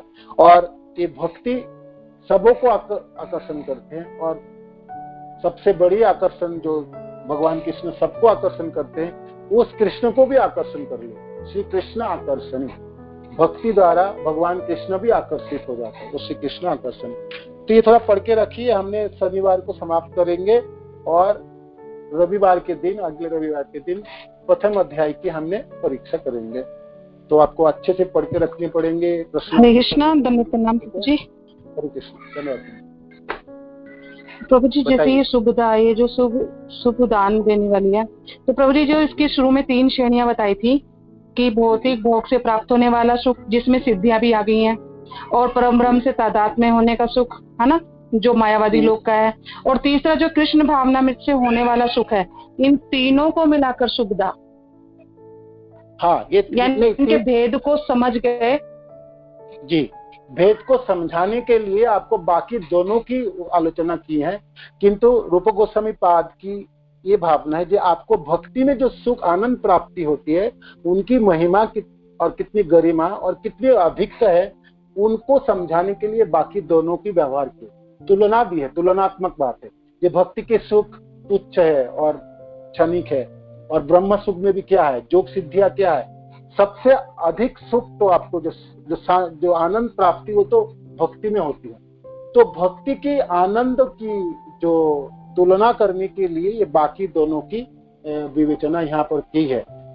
इसका शीर्षक ये नहीं है जो आपको बहुत सुख शीर्षक नहीं है, इसका शीर्षक आनंद है, मतलब भक्ति से आनंद प्राप्ति की। तो ये इनकी शीर्षक होनी चाहिए। सुखों की बात इसीलिए आए जो भौतिक की बात की है ना, और ब्रह्म सुख की बात की, इसलिए सुख शब्द व्यवहार है, सुख प्रदत्ति की बात है। ठीक है, मतलब तुलना देने के लिए आई और समझाने के लिए आई, उपमा देने के लिए। ठीक है, ठीक है। प्रभु जी एक क्वेश्चन और है। प्रभु जी जो केला बेचा श्रीधर थे, जब वो समय था तो उस टाइम भी क्या भौतिक जो ये है, मतलब भौतिक जो संसार है, उसमें इतनी ही चकाचौंध थी जैसे आज के लोग इतना, मतलब ये वो, या पहले के लोग इतने विचलित नहीं होते थे? मुझे लगता है आजकल के लोगों को ज्यादा सुनने को मिलता है और ज्यादा उस भोग के प्रति वो लोग वहाँ पे भागने के लिए, वहाँ है, वहाँ डिस्को है, वहाँ ये है, वहाँ ये है, वो लोग ज्यादा भागते हैं। क्योंकि पहले लोग इतना नहीं जान पाते थे, तो शायद इतना भोग में वो लिप्त भी नहीं हो पाते थे, तो जितना था उसी में वो संतुष्ट हो जाते थे। तो जी और बता दीजिए थोड़ा सा। ये तो कलयुग के प्रभाव है ना। कलयुग जितना आगे बढ़ेंगे ना, उतनी चकाचौंध दिखने लगेगी और लोगों की दंड और ये परेशानी उतनी होंगी। और पहले लोग इतना वो नहीं थे, भोगवादी नहीं थे। आजकल भोग के पता और आसक्त होगी। जिसके पास जितने पैसा है वो गण्यमान्य व्यक्ति है और उसकी मोल है इस संसार में। पहले ऐसे नहीं थे, पहले तो लोग है ना, था। हाँ, कली युगों की प्रभाव बढ़ती चली जा रही है ना, इसीलिए कली के प्रभाव जितने बढ़ेंगे दूसरे तरफ भोग की तरफ और बढ़ोतरी होगी, और बाकी जहाँ भक्ति तथा भक्त भगवान धर्म ये सब धीरे धीरे नष्ट होते चले जाएंगे। ये जो भगवान के नाम भी 10,000 साल तक रहेंगे। प्रभुपाद कहते हैं ना, अगले 10,000 साल, 10,000 साल के बाद ही भगवान के नाम भी, भगवान अपने नाम को भी छिपा लेंगे, है ना।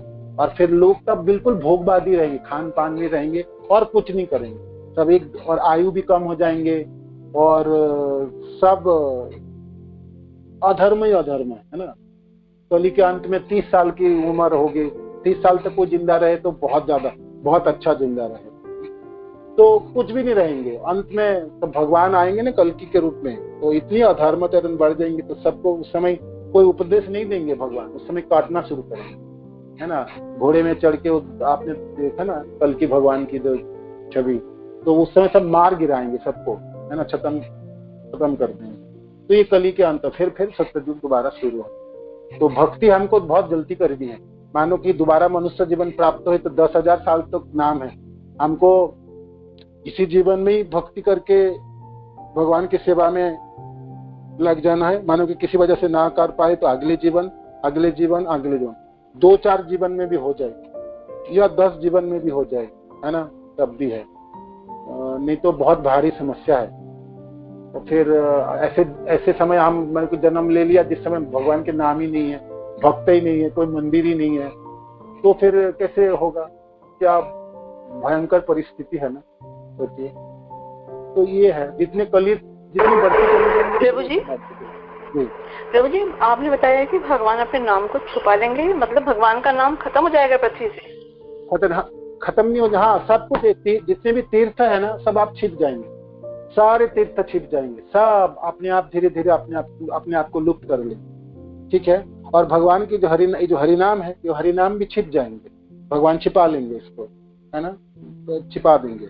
जैसे आपने तीर्थ देखे रहे ना, आजकल तीर्थ सब धीरे धीरे लुप्त होने लगे, शुरू किए। एक ही तीर्थ है जो बोल वाला रहेगी, वो नवद्वीप धाम है, मायापुर। बाकी सब तीर्थ धीरे धीरे लुप्त होने शुरू कर दिए हैं ऑलरेडी। सिर्फ नवद्वीप मायापुर धाम की जो महिमा ना दिनों दिन बढ़ती चली जाएंगी, गरिमा, और बढ़ेंगे और बढ़ेंगे। 10,000 साल तक इसका महिमा बढ़ते चले जाए। 10,000 साल के बाद भी उस तीर्थ भी लुप्त हो जाए, उसके बाद कोई तीर्थ ही नहीं रहेंगे, भगवान के कोई नाम और निशान ही नहीं। लोग सिर्फ भोग में प्रवृत्ति होके एक दूसरे से लड़ भिड़ के रहेंगे। जीवन बहुत ही संकीर्ण और दुखदायी हो जाएंगे। अभी दुखदायी है और दुख होंगे, दुखों की चपेटी होंगे। तो ये परिस्थिति आने वाला है।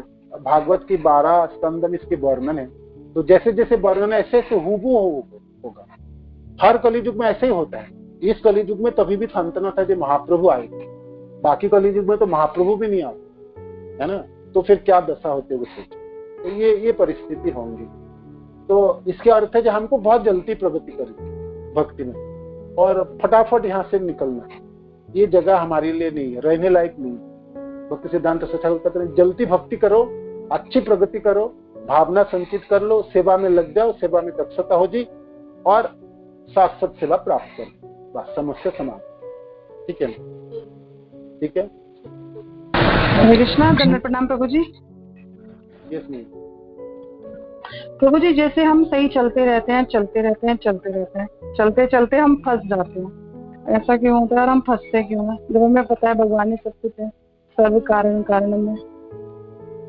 कल पढ़ रहे थे ना, कल चैतन्य चैतन्य में पढ़ रहे थे ना, जो आपको भक्ति आप कर रहे हैं और भक्ति करके आपके आंखों में अश्रु नहीं है और आप बिल्कुल पत्थर बन रहे हैं, औलाद हो गया आपके हृदय, और आपकी कोई लक्षण नहीं प्रकटित हो रही। इसका एकमात्र कारण है अपराध में फंस गया। आपको सतर्क होनी है, बहुत सतर्क होनी है, सचेतन होनी है, और आपको गौर निताई की चरणाश्रित होनी है, दोनों भाई की चरणाश्रित होनी, पंचतत्व की चरणाश्रित होनी, राधा कृष्ण की चरणाश्रित होने से पहले इस दोनों की चरणाश्रित होके भावनाओं को बढ़ोतरी करनी, और निरपराध होके अपने नाम जपना शुरू करनी, निरंतर प्रार्थना करनी, वैष्णव जनों की सेवा करनी है, गुरुदेव की सेवा करनी, और आपने आपको सबसे अधम और तुच्छ समझनी। तिनादपि सुनितेन तदपि सहिष्णुन अमानिना मानदेन कीर्तन। सबको मान देना है, और ये आपने को समझाना है ये गलती मेरे में है और बाकी सब लोग ठीक है ना। अभी हम क्या समझते, सब लोग गलती करता है और मैं ठीक हूँ। आपको इसको विपरीत करना है। क्या करनी है?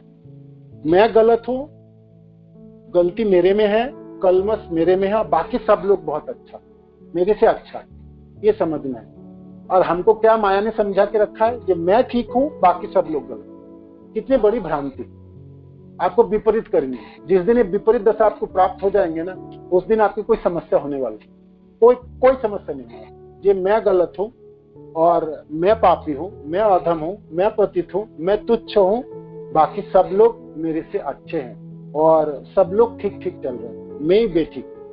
और सबों को आपको मान देना है, अपने मान की इच्छा नहीं करनी, और अपने को तुच्छ समझना है, और वृक्ष के समान आपको सहिष्णु बनना है। तब आप देखेंगे सब ठीक चल रहा है, आप लड़खड़ाएंगे नहीं, और आनंद आपकी कोई छीनने वाला नहीं, कोई नहीं छीनने वाला आपके आनंद, क्योंकि आप समस्या में पड़ेंगे नहीं। तो आनंद कैसे, आनंद की बढ़ोतरी होती चली जाएगी। और बाकी तो आप गुरुदेव की कृपा से हमने सेवा में लगी जाएंगे। वैष्णव जनों की सेवा में लगना, आपकी सेवा आपकी उद्देश्य है। कृष्ण प्रेम तो कहते हैं शास्त्र, और है ठीक है, किंतु कृष्ण प्रेम के द्वारा क्या करेंगे? कृष्ण प्रेम प्राप्ति करके सेवा ही करेंगे। तो सेवा आपकी लक्ष्य है ना। तो ये आप, ये मेरा लक्ष्य है, जब तक मैं जीवन नहीं ढल जाता है, सेवा प्राप्त हो जाए और अच्छी सेवा प्राप्त हो। और इसके बाद भी गोलोक आदि जो भगवान के धामों में जहां भी रखे भगवान, और अपनी सेवा में रखेंगे, तो फिर समस्या की समाधान। ये लक्ष्य है, ठीक है ना। हमारी लक्ष्य और कुछ होता है ना, इसीलिए हम लड़खड़ा जाते, बीच में गिर जाते हैं और फिर दुखी हो जाते हैं। लक्ष्य तो ठीक से रखिए, तब ना काम चलने वाला। और उस लक्ष्य को पूरा करने के लिए आपकी ये सहायता है, ठीक है ना। गौर निताय आपकी सहायता करेंगे, पंचतत्व सहायता करेंगे, भगवान के नाम आपकी सहायता करेंगे, शास्त्र के श्रवण आपकी सहायता करेंगे, ठीक है ना। ये सब चीजें। हरे कृष्ण। हरे कृष्णा प्रभु। हरे कृष्णा। जी यस कृष्ण। हाँ अभिषेक जी ठीक है। हरे कृष्ण। यस कृष्ण गोपाल प्रभु बताइए। प्रभु जी एक चीज और पूछनी थी। प्रभु जी जैसे ये अपराध होते हैं तो ये एकदम से नहीं खत्म होंगे क्या? धीरे धीरे धीरे धीरे खत्म होंगे? ये खत्म ही नहीं होगी। जो अपराध आपने कर दिए वो खत्म होंगे ही नहीं, वो बीज की तरह पड़ा रहे और आपके हृदय की फौलाद बनाएंगे। इसलिए अपराध खत्म नहीं होते, वहां तक सचमुच खत्म नहीं होते, है ना। आपको आश्वासन देने के लिए आपको अच्छा लगने लगता है, इसलिए साधक को ये अपराध से बचा, मैंने अपराध कर लिया तो अपराध खत्म नहीं, अपराध खत्म। जो आपने कर दिए तो कर दिए, समझे ना, वो आपने कर दिए, समझे, वो आप नाम जप के भी नहीं खत्म कर सकते। इसलिए अपराध करने से पहले आपको 10 बार समझना है, सोचना है, आपको कदम को रोकना है, कैसे भी करके रोकना है। एक एक चीज आपकी बाधा है, है ना। कैसी भी कुछ भी हो जाए, मैं अपने जीवा का कुछ भी हो जाए अपराध नहीं करूंगा आगे जा। जो हो गया तो हो गया, तो कोई ब्रह्मास्त्र वो है नहीं, उसको आप काट नहीं सकते। जो हो गया उसको भोग नहीं भोग, आगे से नहीं कर सकते। प्रभु जी जो हम ये पढ़ रहे थे शुरुआत में संचित कर्म और ये प्रारब्ध, उसमें तो दिखा था भक्ति से सारा नष्ट हो जाएगा, तो वो सही नहीं है। उसमें आपके क्या क्या नष्ट होगा बाबा? क्या लिखा था? प्रारब्ध, अपारब्ध, प्रारब्ध और अपारब्ध, और उसमें पाप नष्ट होने की बात आई, अपराध की बात नहीं थी। अपराध शब्द आपने पढ़े, देखे आपने क्लेश अग्नि में? अपराध शब्द नहीं था ना, अपराध शब्द नहीं। आप ढूंढ के निकाल के दिखाओ, और रूप गोसाई पाद के श्लोक भी, ओरिजिनल श्लोक भी पढ़ो। अपराध नहीं काटेगी नाम से, है ना। अपराध आप करते रहेंगे तो जन्म जन्म आप जपते रहेगा, प्रेम नहीं मिलेगा। एक जन्म नहीं, करोड़ों जन्म जपिएगा और सब साधन क्या कर लीजिए। हरे कृष्णा प्रभु जी, पाप और अपराध में क्या फर्क है प्रभु जी? हाँ, पाप और अपराध में फर्क है। पाप और अपराध में फर्क है। पाप जो है, जो पाप जो शब्द है, जैसे आपने चोरी किया, डकैती किया, व्यभिचारी किया, उसका धन लिया, झूठ बोला, ये सब है ना, 4 नियम को तोड़ा, ये पाप हो। तो पाप को तो आप नामाभास से ही काट सकता है। नाम को, कृष्ण नाम को उच्चारण करके पाप भस्मीभूत हो जाए, किंतु अपराध भस्मीभूत नहीं होंगे। अपराध नहीं काटते। अपराध क्या है? जो अपराध आध्यात्मिक स्तर, जैसे आपने नामापराध, 10 प्रकार के नाम अपराध, या आपकी सेवा अपराध, है ना, या धाम अपराध है। तो धाम अपराध और सेवा अपराध तो थोड़ा बहुत से बचा भी जा सकता है, बहुत आसानी से। नमा अपराध से आपको बचनी। सबसे भयंकर ये नाम अपराध, 10 प्रकार के जो नाम अपराध ये है ना, ये अपराध, ये आपने नाम जप करके नहीं काट सकते। भगवान कृष्ण के नाम उच्चारण करके सारे पाप भस्मीभूत हो जाएंगे। हमने पढ़ रहे थे क्लेश अग्नि, भक्ति से सारे कुछ भस्मीभूत हो जाते, किंतु अपराध भस्मीभूत नहीं होंगे। भक्ति करके की, आपकी तथाकथित भक्ति की बात कर, आप लगते आप भक्ति कर रहे और अपराध कर रहे, मीन्स आप प्रभुपाद कलम पढ़ रहे थे, प्रभुपाद कह रहे कि आप दिखावटी, आप लोगों को दिखा रहे हो आप भक्ति कर रहे थे, तो आप भक्त नहीं, आपकी गति नरक की भी हो सकती है। भयंकर शब्द है। प्रभुपाद के कल पढ़ रहे थे ना, मैं जो चैतन्य चेतावनी क्लास में जो था, मैंने आपको पढ़ के सुना रहे थे सेंटेंस को, ये आपकी गति नरक भी हो सकती है, नरक हो भी सकती है आपकी गति अपराध में फंस के। तो ऐसा मत सोचो कि मैंने भक्ति किया और अपराध भी कर लिया तो भगवान हमको बचा के निकाल के ले जाएगा, मनुष्य जीवन ही प्राप्त करा दे। नरक गति हो गई तो क्या जीवन प्राप्त होगा? क्या करोगे बताओ, है ना, हो नहीं सकता ना। तो प्रभुपाद ने एक एक करके, वो कल में 31 श्लोक की तात्पर्य पढ़ रहे थे, तो वो भी पढ़ सकते हैं। हरे कृष्ण प्रभु जी, इसका कोई हल नहीं है? कोई हल नहीं, कोई हल नहीं। ये आपको अच्छा लगेगा सुनने में, तो आप अपने हृदय में गांठ बांध, इसका कोई हाल नहीं। इसका मतलब प्रभु जी, जो हम भौतिक गलतियां करते हैं वो पापों में गिनी जाती हैं, और जो हम आध्यात्मिक गलतियां करते हैं वो अपराधों में गिना जाता है। ये आधर्म, किंतु हाँ, कौन सा अपराध होगी वो अभी, सब चीज अपराध नहीं है। किसी भक्तों को आपने कहा प्रभु जी आपने ठीक से नाम नहीं जप रहे हो, तो वो आपका अपराध नहीं हुआ, वो आपने उसको, आप उनको कृपा करना चाहते, उसको ठीक करना चाहते। अपराध तब होता है, वो पूरे क्लास चली है ना, तो आप सुने हो, ठीक है। हरे कृष्ण। ये पूरे टॉपिक से आपको सुनते रहने पड़ेंगे, रोज सुनना है और सालों साल सुनते हैं, और आपसे बचना है, यही एकमात्र रास्ता है। तो कैसे बचोगे? प्रभुपाद की, महाप्रभु की वो मंत्र है, वो जो श्लोक है, क्या है? नादपि सुनिचेन तररपि सहिष्णुना अमानि न मानवेन कीर्तन्य सदा। ये उसके तोड़ है जिससे आपने अपराध को काट के निकल के बाहर। ये 4 चीजें है ना बचने को। और अपराध कर भी लिया आपने तो नाम जपने के अलावा हमारे पास और कोई रास्ता है नहीं। या जिसके आपने अपराध किए हैं कोई वैष्णवों की, तो वैष्णव एक अपराध है, वो वैष्णव के पास जाके क्षमा याचना करें। तो ये है। रूप गोसाई पाद की कथा आप सब जानते हो, जो लीला स्मरण कर रहे थे तभी वो हंस लिए थे एक लेंगड़े व्यक्ति को देख के, तभी उनका आनंद नष्ट हो गया था, वो सब जानते ही हैं। तो अपराध के ऊपर जितने भी क्लासेस आपने सुने हैं, जो बातें वो समय दिल में रखिएगा, हृदय में, उसको भूलेगा मत कभी। आप समझे नहीं, आगे वाले दिन देखा जाएगा, मैं कर लेता हूँ, आगे देख लेंगे, नहीं देख लेंगे, वो आपने फंस गए, आपका हो गया पूरे जीवन नष्ट। अब आप कुछ भी करके आप बचा नहीं सकते, कुछ भी करके नहीं बचा सकते। इसीलिए ना आपको जीवन शुरू करने से पहले, भक्ति से पहले आपको चैतन्य चरितामृत और चैतन्य भागवत दोनों ग्रंथों की पढ़ाई कर लेनी। और गोड़िया वाले ने तो ऐसे ही करा था, सच बता रहा हूँ, दीक्षा से पहले दोनों ग्रंथों की पढ़ाई कर। और प्रभुपाद जी खुद भी वर्णन की उस तात्पर्य में लिखते हैं कि हमको गीता भागवत आदि पढ़ने से पहले हमको तो गौरनिताय से आसक्त होकर जीवन को कैसे संचालित करना वो सीख लेनी चाहिए। माने अपराध की इच्छा ही ना जागे और ना हो, वो पूरा सीखे से विकसित होनी चाहिए था और भक्ति की संचालन करनी चाहिए। तो वो किसी वजह से हमने नहीं कर पाया, तो हो सकता हमारा अपराध हो गया, तो वो तो हो गया, तो हम झेलेंगे भाई, है ना। हृदय कठोर हो गया ना हमारा, इसका वही कारण है। गदगद नहीं है, आंखों में अश्रु कहाँ होती है, नाम जपते समय कंपन कहाँ होती है, लमटे खड़ी होती है, नहीं होती है, और आंखों में अश्रु बहुत कम, ना के बराबर आता है। तो ये इसका क्या कारण? एक नाम में सारे पाप भस्मीभूत हो सकते हैं। इतने लाखों नाम लेने के बावजूद भी कुछ नहीं हो रहा है, इसका माने प्रचुर मात्रा में अपराध, प्रचुर मात्रा, एक अपराध नहीं, प्रचुर अपराध। तो आगे से ना करें हम, उतने तो कम से कम उठा लीजिए, आगे से नहीं करेंगे, सतर्क होंगे।